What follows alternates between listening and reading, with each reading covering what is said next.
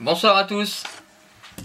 Alors cette petite vidéo, ça va être pour vous présenter le châssis qui a été dessiné et développé par White FPV, qui est un pilote guadeloupéen depuis un petit moment maintenant, à peu près 2 ans je crois. Donc son idée c'était de concevoir une machine adaptée à ses besoins. Il en a essayé pas mal, qui lui plaisait plus ou moins. C'est un client régulier de Domsmod. Donc il a volé en Johnny, en Astro X, enfin avec diverses machines.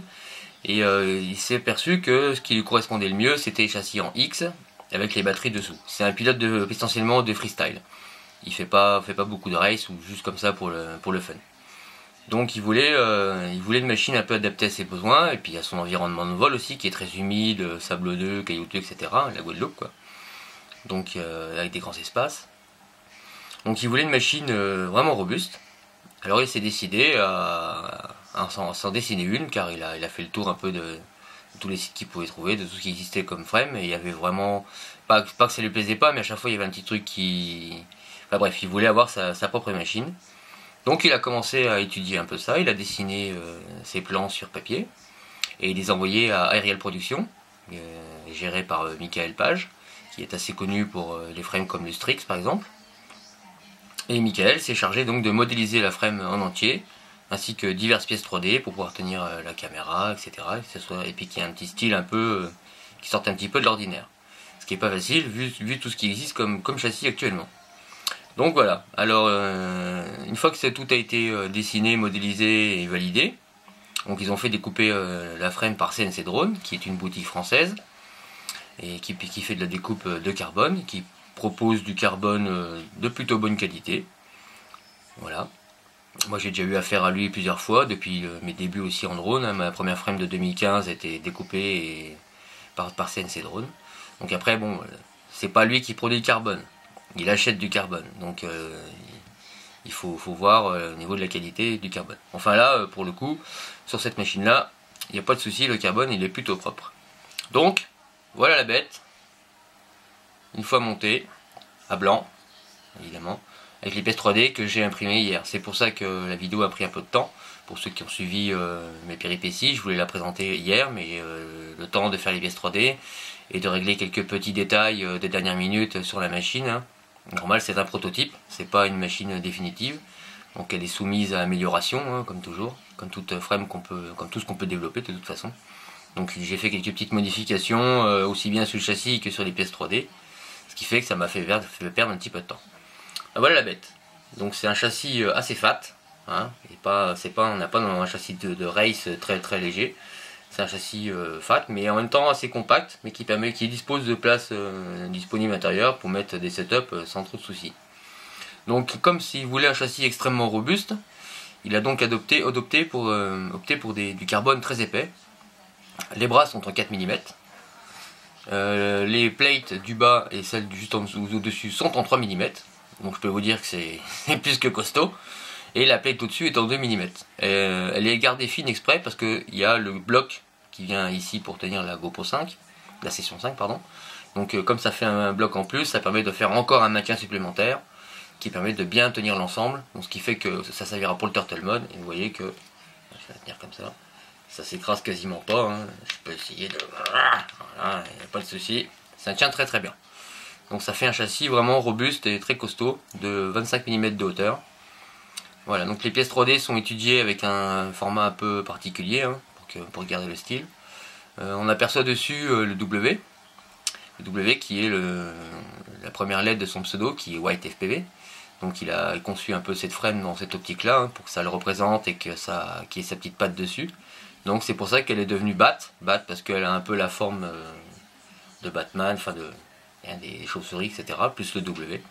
Donc c'est devenu le Bat White. Voilà, donc voilà la machine. Alors les petites particularités, hormis les grosses plates, le dessous, les trous en dessous sont chanfreinés. Pour le moment, j'ai pas de vis chanfreinées, j'ai que des vis à tête ronde.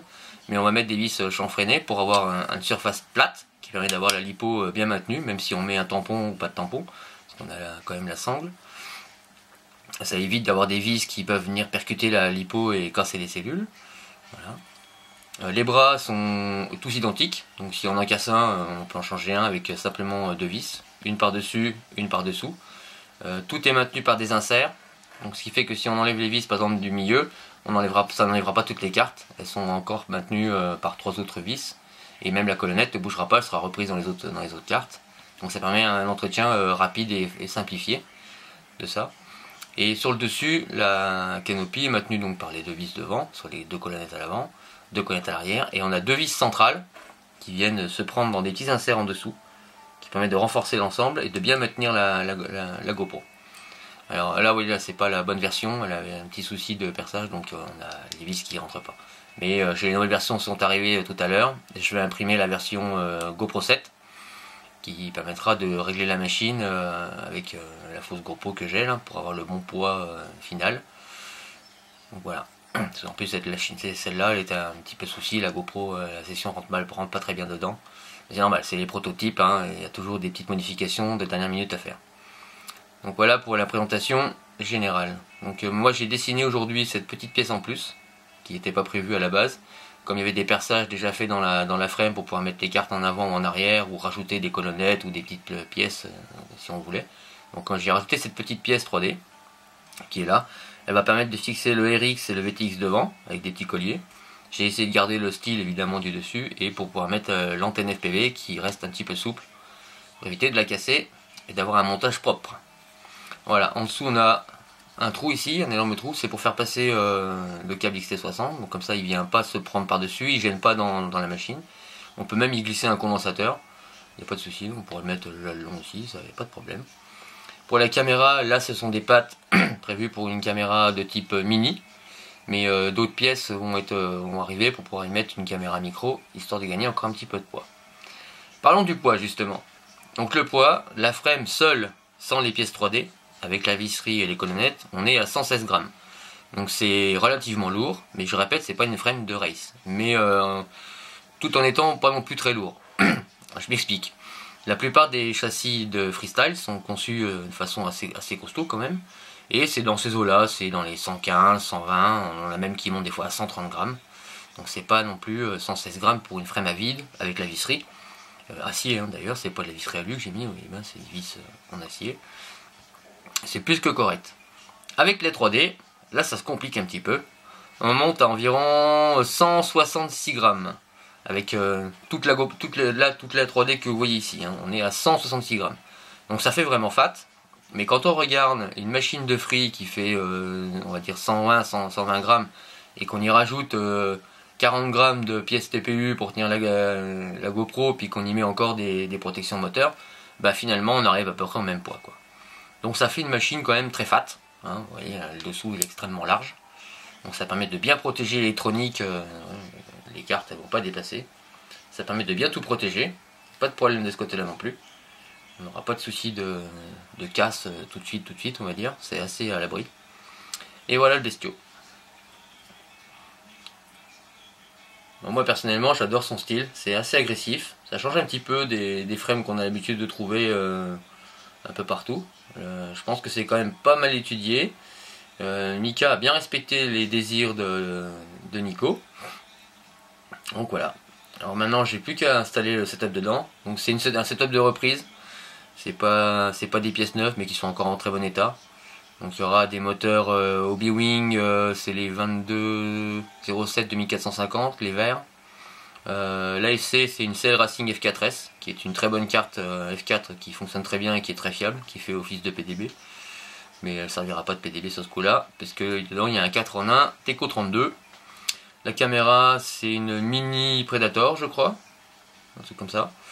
Et VTX ben, c'est un TBS Unifi, le classique en 5 volts CEVA, c'est comme il est petit ça permet de gagner un petit peu et de le caser.